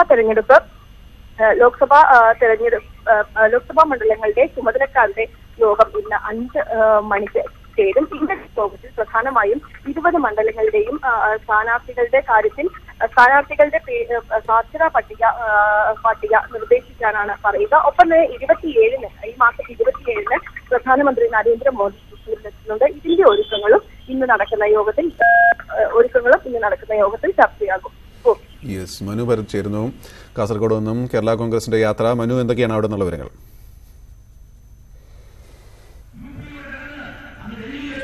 ഗോപി, കേരള കോൺഗ്രസിന്റെ യാത്ര 11:30യോടുകൂടി ഞാൻ നിൽക്കുന്ന ഈ കാസർഗോഡ് നിന്ന് ആരംഭിക്കും. 3 പ്രധാന വിഷയങ്ങളാണ് യാത്രയിൽ ഉന്നയിക്കുന്നത്. 1, കർഷകരുടെ രക്ഷയെ സംബന്ധിച്ചുള്ള കാര്യം. 2, മതേതര ഭാരതം. 3, പുതിയ കേരളത്തെ കെട്ടിപ്പടുക്കുക. ഈ 3 ആശയങ്ങൾ മുൻനിർത്തിയാകും കേരള കോൺഗ്രസിന്റെ യാത്ര ഇവിടെ നിന്ന് തിരിക്കുക. പക്ഷേ സംസ്ഥാനം ഇത്തരത്തിലൊരു തെരഞ്ഞെടുപ്പ് ചൂടിലേക്ക് നീങ്ങുമ്പോൾ അതിന്റെ യുദ്ധകാഹളം ഉത്തര മലബാറിൽ നിന്ന് ഉയർന്നു കേൾക്കുന്നു എന്നതാണ് ഈ ജാഥ അല്ലെങ്കിൽ ഇത്തരം ഒരു ജാഥയുടെ തുടക്കത്തെ സംബന്ധിച്ചുള്ള പ്രത്യേകത. ഉമ്മൻചാണ്ടി ആയിരിക്കും ഈ ജാഥയുടെ പൊതുസമ്മേളനം ഉദ്ഘാടനം ചെയ്യുക. APCC പ്രവർത്തക സമിതി അംഗം AICC പ്രവർത്തക സമിതി അംഗം ഉമ്മൻചാണ്ടി കാസർഗോഡ് എത്തിച്ചേർന്നിട്ടുണ്ട്. അദ്ദേഹം ഈ ജാഥ ഔദ്യോഗികമായി ഉദ്ഘാടനം ചെയ്യും. മുസ്ലിം ലീഗിന്റെ ദേശീയ സെക്രട്ടറി PK കുഞ്ഞാലിക്കുട്ടി മറ്റൊരു മുഖ്യാതിഥിയാണ്. ഒപ്പം തന്നെ വർക്കിംഗ് ചെയർമാൻ PJ ജോസഫ് ഉണ്ട്. അങ്ങനെ UDFന്റെ കരുത്ത് വിളിച്ചറിയിക്കുന്ന ഒരു ഒരു പരിപാടിയായിരിക്കും ഇന്ന് കാസർഗോഡ് നടക്കുക എന്നാണ് പൊതുവായി നേതാക്കൾ നമ്മളോട് പറയുന്നത്. രാഷ്ട്രീയത്തിലെ നിർണായക വിഷയങ്ങൾ ഈ യാത്രയോടനുബന്ധിച്ച് ഉണ്ടാകുമെന്ന് പ്രതീക്ഷിക്കപ്പെടുന്നു. ഒപ്പം തന്നെ ഇവിടെ എത്തുന്ന ഉമ്മൻചാണ്ടി തിരഞ്ഞെടുപ്പിൽ താൻ മത്സരിക്കുന്നത് സംബന്ധിച്ചുള്ള വിവാദങ്ങൾ അല്ലെങ്കിൽ അത്തരം അഭിപ്രായ നിലപാടുകളെല്ലാം തന്നെ പലതരത്തിൽ പ്രകടിപ്പിക്കപ്പെടുമ്പോൾ അതിനെ സംബന്ധിച്ചൊരു വിശദീകരണം നടത്തും എന്നാണ് പ്രതീക്ഷപ്പെടുന്നത്. ഇന്നലെ താൻ മത്സരരംഗത്ത് ഉണ്ടാകില്ല എന്ന് കഴിഞ്ഞ ദിവസം ഉമ്മൻചാണ്ടി വ്യക്തമാക്കിയിരുന്നു. അത് നിലപാട് തുടരുന്നുണ്ടോ? മറ്റ് കേരള കോൺഗ്രസിന് വരാനിരിക്കുന്ന തെരഞ്ഞെടുപ്പിൽ UDFൽ ഏത് തരത്തിലായിരിക്കും കേരള കോൺഗ്രസ് തെരഞ്ഞെടുപ്പിന് നേരിടുക, എവിടെയൊക്കെ ആയിരിക്കും മത്സരിക്കുക, ഇത് സംബന്ധിച്ചൊക്കെയുള്ള നിർണായക തീരുമാനങ്ങൾ വരാനിരിക്കുന്നതേ ഉള്ളൂ. പക്ഷേ ഏതായാലും കേരള കോൺഗ്രസിന്റെ നിലപാടും UDFന്റെ പൊതു നിലപാടും എന്താണെന്ന് ഈ യാത്രയോടുകൂടി വ്യക്തമാകും. ഫെബ്രുവരി 15-നാണ് യാത്ര സമാപിക്കുന്നത്. തിരുവനന്തപുരത്ത് ഒരു മഹാസമ്മേളനത്തോടു കൂടിയായിരിക്കും യാത്ര സമാപിക്കുക. ഈ തെരഞ്ഞെടുപ്പിൽ കേരള കോൺഗ്രസിന്റെ സംബന്ധിച്ചിടത്തോളം വലിയ നിർണായകമായ ഒരു പങ്കാണ് കേരള കോൺഗ്രസിന് വഹിക്കാനുള്ളത് എന്ന് നേതൃത്വം കരുതുന്നു. അതുകൊണ്ട് തന്നെ ശക്തമായ ഒരു പ്രകടനം കാഴ്ചവെക്കാൻ ഇത്തരത്തിൽ ഒരു കേരള യാത്ര, ജോസ് കെ മാണി നയിക്കുന്ന കേരള യാത്രയ്ക്ക് കഴിയുമെന്ന പ്രതീക്ഷയിലാണ് നേതൃത്വം. മനുവാണ് വിവരങ്ങൾ നൽകിയത്. ലോക്സഭാ തെരഞ്ഞെടുപ്പിൽ മുൻ മുഖ്യമന്ത്രി ഉമ്മൻചാണ്ടിയുടെ സ്ഥാനാർത്ഥിത്വ സാധ്യതകൾ തള്ളാതെ കേരളത്തിന്റെ ചുമതലയുള്ള AICC general secretary Mukul Wasnik booth തലം മുതൽ KPC തലം വരെ ചർച്ച ചെയ്താണ് സ്ഥാനാർത്ഥികളെ തീരുമാനിക്കുന്നതെന്നും മുകുൾ വാസ്നിക് തിരുവനന്തപുരത്ത് പറഞ്ഞു. As far as selection of candidates is concerned, you are aware that we have a process, and in that process, certainly we seek views from the committees at the local level, including the district Congress committees. Subsequently, the Pradesh Election Committee will meet. We will have screening committees. And after the screening committee, the proposals will go to the Central Election Committee. Oommen Chandy എവിടെ മത്സരിച്ചാലും മികച്ച ഭൂരിപക്ഷത്തിൽ ജയിക്കുമെന്ന് KPC president Mullappally Ramendran. വിജയസാധ്യത മാത്രമാണ് പാർട്ടിക്ക് പ്രധാനമെന്നും മുല്ലപ്പള്ളി തിരുവനന്തപുരത്ത് പറഞ്ഞു. ഉമ്മൻചാണ്ടി ഞാൻ പറഞ്ഞല്ലോ, ഞങ്ങളെ സംബന്ധിച്ചിടത്തോളം എല്ലാ കാലത്തും എവിടെയും നിർത്താൻ സാധിക്കുന്ന മികച്ച സ്ഥാനാർത്ഥിയാണ്. അദ്ദേഹം എവിടെ നിന്നാലും വമ്പിച്ച വോട്ടിൽ ജയിക്കും, ഒരു സംശയമില്ല. ഇനി തെരഞ്ഞെടുപ്പിൽ മത്സരിക്കാനില്ല എന്ന് ഇന്നസെന്റ് MP. ആരോഗ്യ പ്രശ്നങ്ങൾ ഉള്ളതിനാലും കസേര രോഗത്തിന് കീഴ്പ്പെടാതിരിക്കാനുമാണ് തീരുമാനം. താൻ ആവശ്യപ്പെട്ടാൽ ചാലക്കുടയിൽ ഇടതുമുന്നണി വീണ്ടും മത്സരിക്കണമെന്ന് CPM നേതാക്കൾ ആവശ്യപ്പെടുന്നുമുണ്ട്. എന്നാൽ ഇനി മത്സരിക്കേണ്ട എന്നാണ് തീരുമാനമെന്ന് അദ്ദേഹം വ്യക്തമാക്കി. സർക്കാരിന്റെ പണം ഉപയോഗിച്ചല്ല ലോക കേരള സഭ ദുബായിൽ സംഘടിപ്പിക്കുന്നതെന്ന് നിയമസഭാ സ്പീക്കർ P. ശ്രീരാമകൃഷ്ണൻ. പണം ധൂർത്തടിക്കുന്നു എന്ന ആരോപണം തെറ്റാണ്. വിദേശത്ത് രൂപീകരിച്ച സംഘാടക സമിതിയാണ് ചെലവിനുള്ള പണം കണ്ടെത്തുന്നതെന്നും സ്പീക്കർ പറഞ്ഞു. തികച്ചും തെറ്റിദ്ധാരണജനകമായ ഒരു വാർത്തയാണ്. നമ്മുടെ ഗവൺമെന്റിന്റെ ₹1 പോലും ചെലവഴിക്കാതെയാണ് ആ സമ്മേളനം ചെയ്യുന്നത്. തിരുവനന്തപുരം മെഡിക്കൽ കോളേജിൽ നിന്നും കൃത്രിമ കാലുകൾ മറിച്ചു കടത്തുന്നു. ഫിസിക്കൽ മെഡിസിൻ റീഹാബിലിറ്റേഷൻ സെന്ററിൽ നിന്നും ജീവനക്കാർ കൃത്രിമ കാൽ കടത്തുന്നതിന്റെ ദൃശ്യങ്ങൾ ന്യൂസ് 18 ലഭിച്ചു. കാൽ മുറിച്ചു മാറ്റിയ 300-ലധികം നിർധനരായ രോഗികൾ കൃത്രിമ കാലിനായി അപേക്ഷ നൽകി കാത്തിരിക്കുമ്പോഴാണ് ജീവനക്കാരുടെ പകൽക്കൊള്ള. News 18 exclusive.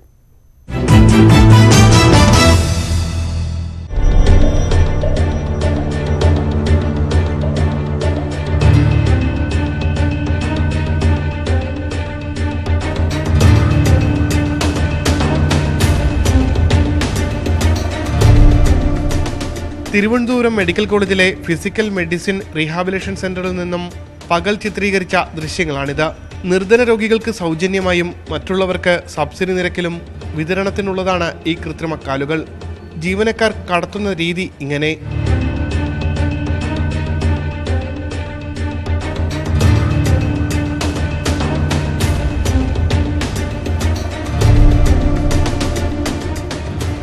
സ്വകാര്യ ലോബികളുടെ കയ്യിലേക്കാണ് ഇവ എത്തുന്നതെന്നാണ് അന്വേഷണത്തിൽ ലഭിച്ച വിവരം.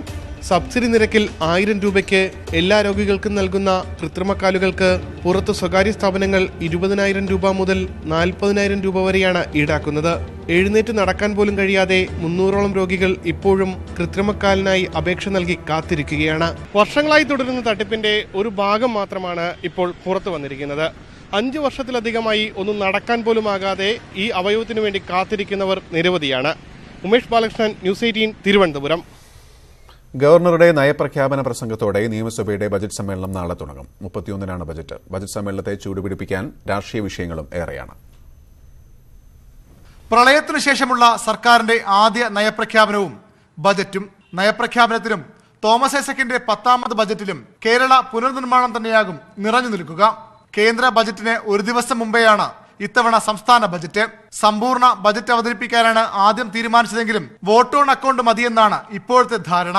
വോട്ട് ഓൺ അക്കൗണ്ട് പാസാക്കി ഫെബ്രുവരി 7-ന് സഭ പിരിയും. പിന്നാലെ കേരള രാഷ്ട്രീയം തെരഞ്ഞെടുപ്പ് ചൂടിലേക്ക് മാറും. ലോക്സഭാ തെരഞ്ഞെടുപ്പിന് മുമ്പ് സഭാതലത്തിൽ സർക്കാരിന്റെ ഭരണനേട്ടങ്ങൾ ഉയർത്തിക്കാട്ടാൻ ഭരണപക്ഷത്തിനും വിമർശിക്കാൻ പ്രതിപക്ഷത്തിനും കിട്ടുന്ന അവസാന അവസരം കൂടിയാണിത്. ഇത് പരമാവധി പ്രയോജനപ്പെടുത്താൻ ഇരുപക്ഷങ്ങളും ശ്രമിക്കുമെന്നുറപ്പ്. ശബരിമല സ്ത്രീ പ്രവേശനത്തിന് ശേഷമുള്ള ആദ്യ സഭാ സമ്മേളനം എന്ന പ്രത്യേകത കൂടി 14ാം കേരള നിയമസഭയുടെ 14ാം സമ്മേളനത്തിനുണ്ട്. സർക്കാരിനെതിരെ പ്രതിപക്ഷത്തിന്റെ പ്രധാന ആയുധവും സ്ത്രീ പ്രവേശനം തന്നെയാകും. സർക്കാർ ഗൂഢാലോചനയുടെ ഭാഗമാണ് സ്ത്രീ പ്രവേശനം എന്ന ആരോപണം പ്രതിപക്ഷം ശക്തമായി തന്നെ ഉന്നയിക്കും. പ്രളയ പുനർനിർമ്മാണ പ്രവർത്തനങ്ങളിലെ വീഴ്ചയും പ്രതിപക്ഷം ഉയർത്തിക്കാട്ടും. വനിതാ മതിലിന്റെ വിജയവും നവോത്ഥാന പ്രവർത്തനങ്ങളുടെ തുടർച്ചയും സർക്കാരിന് ആത്മവിശ്വാസം നൽകും. ന്യൂസ് 18, തിരുവനന്തപുരം. പ്രളയാനന്തര ബജറ്റ് അവതരിപ്പിക്കാനൊരുങ്ങുന്ന മന്ത്രി തോമസ് ഐസക്കിന് വെല്ലുവിളിയായി കഴിഞ്ഞ ബജറ്റിലെ പ്രഖ്യാപനങ്ങൾ. നികുതി വരവ് കുത്തനെ ഇടിഞ്ഞതിനൊപ്പം പ്രഖ്യാപിച്ച പദ്ധതികൾ ഏറെയും തുടങ്ങാനും കഴിഞ്ഞിട്ടില്ല. കഴിഞ്ഞ ബജറ്റിൽ നികുതി വർദ്ധിപ്പിച്ചും പുതിയ വഴികൾ തുറന്നും അധിക വരുമാനമായി കണക്കാക്കിയത് 970 കോടി രൂപ. നികുതി വരുമാനമായി ലഭിക്കുമെന്ന് പ്രഖ്യാപിച്ചത് 58,000 കോടി രൂപ. ഈ 2 ലക്ഷ്യവും പാളി. പ്രതീക്ഷിച്ചതിന്റെ പരിസരത്തു പോലും നികുതി വരുമാനം എത്തിയില്ല. ഇതിന് പുറമെ ഭരണ സംവിധാനത്തിന്റെ മുഴുവൻ ശ്രദ്ധയും പ്രളയത്തിലേക്ക് മാറിയതോടെ പദ്ധതി നിർവഹണവും തടസ്സപ്പെട്ടു. ഓഖി തകർത്തെറിഞ്ഞ തീരദേശത്തിനായി എത്ര ചെലവഴിക്കാൻ കഴിഞ്ഞു എന്ന ചോദ്യം ഇപ്പോൾ തന്നെ ഉയർന്നു കഴിഞ്ഞു. അതിന് സഭയിൽ മറുപടി പറയേണ്ടി വരും. പിന്നെ കിഫ്ബി ഇങ്ങനെ തുടരണമോ എന്ന ചോദ്യമാണ്. 2 ബജറ്റുകളിലായി 64,000 കോടി രൂപയുടെ പദ്ധതിയാണ് പ്രഖ്യാപിച്ചത്. പ്രവാസി ചിട്ടിയും കടപ്പത്രവും ഉൾപ്പെടെയുള്ള ധനസമാഹരണ മാർഗങ്ങളൊന്നും ലക്ഷ്യത്തിന്റെ അടുത്തുപോലും എത്തിയതുമില്ല. ഇതിനെല്ലാം പുറമെ പ്രളയ ദുരന്തത്തിന് ശേഷവും സാമ്പത്തിക അച്ചടക്കമില്ലാത്ത തീരുമാനങ്ങൾ സർക്കാരിൽ നിന്ന് ഉണ്ടാവുകയും ചെയ്തു. പ്രളയത്തിന് ശേഷം തകർന്ന സാമ്പത്തിക അവസ്ഥയുമായി ബജറ്റ് പ്രഖ്യാപിക്കേണ്ടി വരുന്ന ഒരു സാഹചര്യമാണ് ധനമന്ത്രി തോമസ് ഐസക്കിന് മുന്നിലുള്ളത്. പക്ഷേ മുൻ ബജറ്റിനോട് ഒട്ടുമേ നീതി പുലർത്താനായില്ല എന്ന വിമർശനത്തെ മന്ത്രി നേരിടുക തന്നെ വേണ്ടിവരും. തിരുവനന്തപുരത്ത് നിന്നും TG സജിത്, ന്യൂസ് 8. പ്രതിഷേധത്തെ തുടർന്ന് വല്ലാർപാടം കണ്ടെയ്നർ റോഡിൽ ഇന്ന് ടോൾ പിരിവ് നടത്തില്ല. കമ്പ്യൂട്ടർ അടക്കമുള്ള ഉപകരണങ്ങൾ മാറ്റി. ടോൾ ബൂത്തുകൾ പൂട്ടി. ടോൾ പ്ലാസയിലേക്ക് AIYF-ഉം PDP പ്രവർത്തകരും പ്രതിഷേധ പ്രകടനങ്ങൾ നടത്തിയിരുന്നു.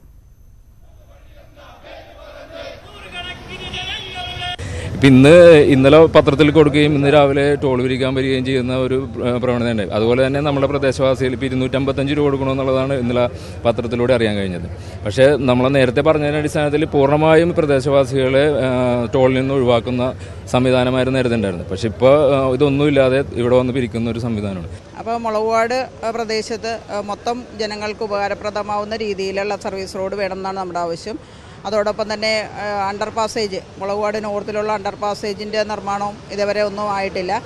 പിന്നെ അതുപോലെ തന്നെ മുളകുപാട് ജനതയെ ഇതിനകത്തുനിന്ന് ഒഴിവാക്കും എന്നുള്ള നിർദ്ദേശം അന്ന് MP MLA അടക്കമുള്ള മീറ്റിങ്ങിൽ കളക്ടർ പറഞ്ഞിട്ടുള്ളതാണ്, NHAയുമായിട്ടുള്ള മീറ്റിങ്ങിൽ. അപ്പോൾ അത് ഇതുവരെയും നടപ്പാക്കിയിട്ടില്ല. ഇപ്പോൾ പറയുന്നത് മുളകുപാട് 20 കിലോമീറ്ററിന് ഉള്ളിലുള്ളവർക്ക് 255 രൂപ പെർ മന്ത് എന്നുള്ള നിരക്കിലാണ് അനുവദിക്കുമെന്ന് പറയുന്നത് ടോള്. അപ്പോൾ അത് നമുക്കൊരിക്കലും അംഗീകരിക്കാൻ കഴിയില്ല. അനീഷ് ചേരുന്ന വിവരങ്ങളുമായി. അനീഷ്, എന്തൊക്കെയാണ് നാട്ടുകാരുടെ പ്രധാനപ്പെട്ട പരാതികൾ? എന്താണ് അവിടുത്തെ അവസ്ഥ? ഗോപി, സർവീസ് റോഡുമായി ബന്ധപ്പെട്ട ആക്ഷേപങ്ങൾ തന്നെയാണ് നാട്ടുകാർ പങ്കുവച്ചത്. രാവിലെ 8 മണിയോടുകൂടി ടോൾ പ്ലാസയുടെ പ്രവർത്തനം ആരംഭിക്കും എന്നാണ് അധികൃതർ അറിയിച്ചിരുന്നത്. എന്നാൽ അതിനും 1 മണിക്കൂർ മുമ്പ് തന്നെ നാട്ടുകാർ സംഘടിച്ച് ടോൾ ബൂത്തിൽ നിലയുറപ്പിച്ചു. ഇതേ തുടർന്ന് നിരവധി തവണ ചർച്ചകൾ നടത്തിയെങ്കിലും നാട്ടുകാർ ഔദ്യോഗികമായ അറിയിപ്പ് ലഭിക്കുകയോ അല്ലെങ്കിൽ ഈ സർവീസ് റോഡിന്റെ നിർമ്മാണം പൂർത്തിയാവുകയോ ചെയ്യാതെ പ്രതിഷേധത്തിൽ നിന്നും പിന്നോട്ടില്ല എന്ന് അറിയിച്ചു. തുടർന്ന് പ്രോജക്ട് ഡയറക്ടർ അല്പസമയം മുമ്പ് സ്ഥലത്തെത്തി നാട്ടുകാരുമായി ചർച്ച നടത്തിയെങ്കിലും ഒരു തീരുമാനമായില്ല. ഇനി കളക്ടറുടെയും സ്ഥലം MLA MP എന്നിവരുടെ സാന്നിധ്യത്തിൽ ചർച്ച കൂടി നടത്താനാണ് തീരുമാനിച്ചിരിക്കുന്നത്. എന്തായാലും ഇന്ന് തൽക്കാലം ടോൾ ബൂത്തിന്റെ പ്രവർത്തനം ആരംഭിക്കില്ല എന്ന കാര്യം ഉറപ്പായി കഴിഞ്ഞിരിക്കുന്നു. ടോൾ ബൂത്ത് പൂട്ടി ടോൾ ബൂത്തിൽ സ്ഥാപിച്ചിരുന്ന കമ്പ്യൂട്ടർ അടക്കമുള്ള ഉപകരണങ്ങളും അധികൃതർ സ്ഥലത്തു നിന്നും നീക്കി. ഗോപി. ശരി അനീഷ്.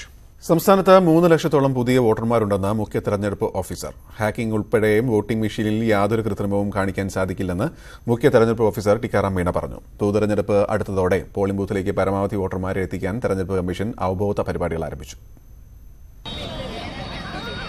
ലോക്സഭാ തെരഞ്ഞെടുപ്പിനുള്ള എല്ലാ ഒരുക്കങ്ങളും കേരളത്തിൽ പൂർത്തിയായെന്ന് മുഖ്യ തെരഞ്ഞെടുപ്പ് ഓഫീസർ അറിയിച്ചു.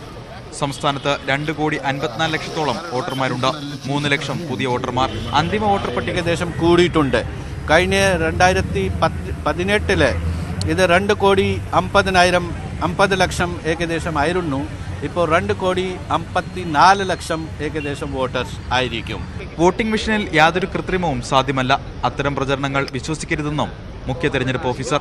It's not connected either with the computer or with any cell phone or any of the devices. So there is no question of anybody hacking it or anybody tampering it.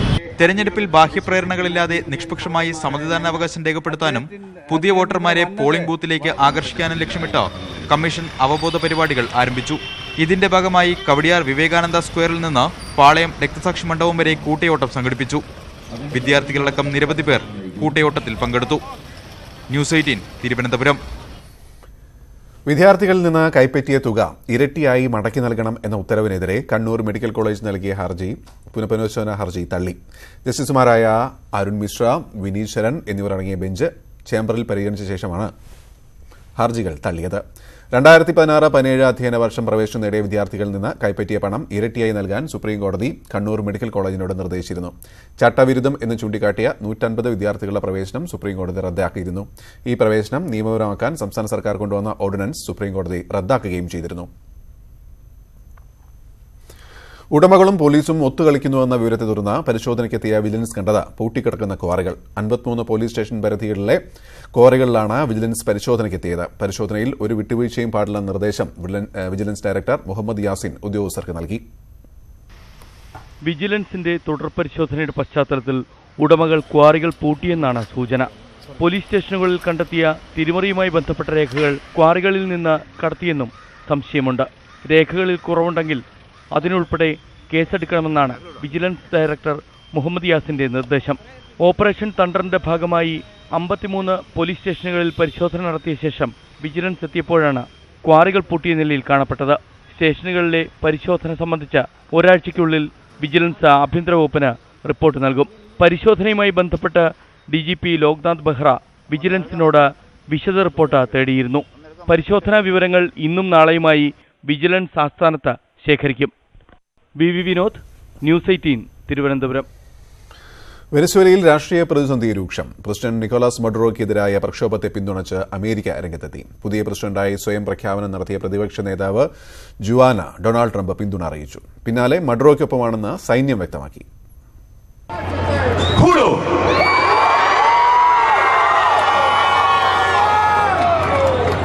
Asumir formalmente las competencias del Ejecutivo Nacional como el presidente encargado de Venezuela. പ്രതിഷേധക്കാരായ പതിനായിരങ്ങൾക്ക് നടുവിലാണ് പ്രതിപക്ഷ നേതാവ് Juan ഗുഐഡോ പുതിയ പ്രസിഡന്റായി സ്വയം പ്രഖ്യാപനം നടത്തിയത്. രണ്ടാഴ്ച മുൻപ് രണ്ടാം വട്ടവും നിക്കോളാസ് മഡ്യൂറോ അധികാരത്തിലെത്തിയതിന് പിന്നാലെയാണ് വെനസ്വേലയിൽ പ്രക്ഷോഭം പൊട്ടിപ്പുറപ്പെട്ടത്. കയ്യേറ്റത്തിലൂടെയാണ് മഡ്യൂറോ അധികാരം പിടിച്ചെടുത്തത് എന്നാരോപിച്ച് പ്രക്ഷോഭകാരികൾ തെരുവിലിറങ്ങി. അവർക്ക് നടുവിലാണ് ജുവാൻ ഗുഐഡോ സ്വയം പ്രഖ്യാപിത പ്രസിഡന്റായത്. പിന്നാലെ അമേരിക്കയുടെ പിന്തുണയെത്തി. വെനസ്വേലൻ ജനത സ്വാതന്ത്ര്യവും നിയമവാഴ്ചയും ആഗ്രഹിക്കുകയാണെന്ന് പ്രസിഡന്റ് ഡൊണാൾഡ് ട്രംപ് പ്രതികരിച്ചു. മഡൂറോയുടെ രാജ്യഭരണ രീതിയെ ജനം വെറുക്കുന്നു, അതിനാൽ പ്രതിപക്ഷത്തെ പിന്തുണയ്ക്കുന്നു. അമേരിക്കയുമായുള്ള നയതന്ത്ര ബന്ധം വേണ്ടെന്ന് വെക്കാനാണ് പ്രസിഡന്റ് മഡൂറോയുടെ തീരുമാനം. പ്രതിപക്ഷത്തെ കൂട്ടുപിടിച്ച് ഭരണം അട്ടിമറിക്കാനാണ് അമേരിക്കയുടെ നീക്കമെന്നും മഡ്യൂറോ ആരോപിച്ചു. എന്നാൽ മഡ്യൂറോക്കെതിരെ ബ്രസീലും കൊളംബിയയും രംഗത്തെത്തി. പക്ഷേ മഡ്യൂറോയ്ക്ക് പിന്നിൽ അണിനിരക്കാനാണ് സൈന്യത്തിന്റെ തീരുമാനം. International desk, news 18. Heera group പലിശരഹിത നിക്ഷേപ പദ്ധതിയിൽ ബാങ്ക് വഴിയല്ലാതെ നേരിട്ടും പണം സ്വീകരിച്ചതിന് തെളിവുകൾ. കോഴിക്കോട് ഓഫീസ് തുടങ്ങിയതിന് മുൻപാണ് ഇടപാടുകാരിൽ നിന്നും നേരിട്ട് പണം സ്വീകരിച്ചത്. നിക്ഷേപകരുടെ പരാതിയിൽ ഹീര ഗ്രൂപ്പ് ഉടമ നൌഹീര ഷെയ്ഖിനെതിരെ മുംബൈ സാമ്പത്തിക കുറ്റാന്വേഷണ വിഭാഗം കുറ്റപത്രം സമർപ്പിച്ചു. ഹീര ഗ്രൂപ്പ് കോഴിക്കോട് ഓഫീസ് തുടങ്ങുന്നതിന് മുൻപ് തന്നെ മലബാർ മേഖലയിൽ പണപ്പെരുവ് തുടങ്ങിയിരുന്നുവെന്നാണ് ഇപ്പോൾ പുറത്തുവരുന്ന വിവരം. 2013 ജനുവരിയിലാണ് കോഴിക്കോട് MK റോഡിൽ ഹീര ഗോൾഡ് എക്സിം ലിമിറ്റഡ് എന്ന പേരിൽ ഓഫീസ് തുറക്കുന്നത്. ബാങ്കുകളിൽ നിക്ഷേപിക്കുന്നതിന് പകരം നേരിട്ട് പണം സ്വീകരിക്കുകയായിരുന്നു. ഇവർക്കൊക്കെയും പർച്ചേസ് രസീത് നൽകി. പിന്നീട് തുറന്ന ബാങ്ക് അക്കൗണ്ട് നിക്ഷേപകരുടെ പരാതിയിൽ മരവിപ്പിക്കുമ്പോൾ അക്കൗണ്ടിൽ കോടികൾ ഉണ്ടായിരുന്നു. മുഴുവൻ സമ്പാദ്യവും ഹീര ഗ്രൂപ്പിൽ നിക്ഷേപിച്ചവരാണ് പലരും. ഗോൾഡൊക്കെ വിറ്റിട്ടാണ് ഞാൻ ഇതിലേക്ക് പൈസ ഇട്ടത്. ഈ പൈസ നമുക്ക് മാസം ക്യാഷ് പോവില്ല, വരുമാനം ഉണ്ടാവുന്നില്ല, ഇതിലാണ് ഇട്ടത്. നോക്കുമ്പോൾ ഇങ്ങനെ സിറ്റുവേഷൻ.